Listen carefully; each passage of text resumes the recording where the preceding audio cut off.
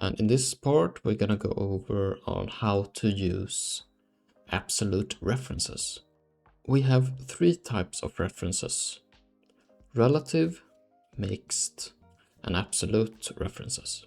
So let's start with this exercise here that I brought here.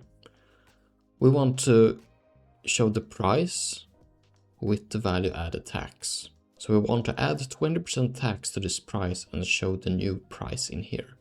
So let's do it with equal sign, and we multiply with this one. Okay, but now we get just the tax, but we want the price as well.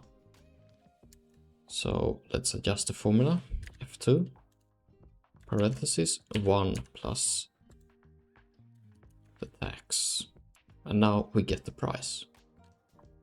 So this is our price with the VAT added onto it. So let's copy paste this down. Control C, Shift down, and Control V.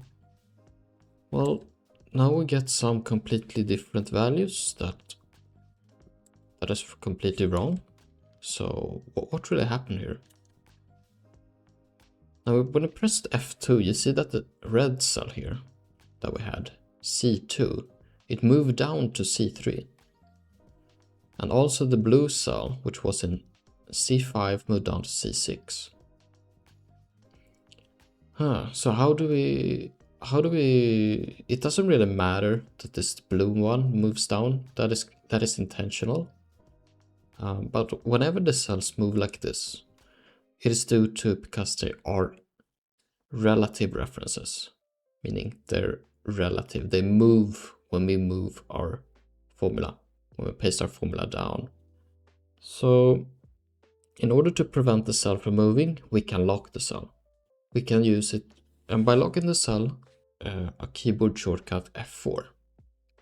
So before we do that, go to the first formula. So because we're gonna copy paste this down, go to the first correct one here. And which cell do we want to lock here? It's C2, right? So you simply go to C2 here, around here, and you press F4. Press it once. And you'll notice that there were two dollar signs here. And what this dollar sign means is that we're locking this cell. The first dollar sign means lock the column C. And the second means lock row 2. And this is called an absolute reference. Now what is a mixed reference? Mixed reference is when you only lock one of these. Let's say we delete this one. Now we're only locking the row. And that means whenever we copy to the side, to column E, then the red cell here will move to column D. Make sure if you really want it to lock the cell, like you don't want it to move no matter what when you copy it, then you should have the two dollar signs, both of them.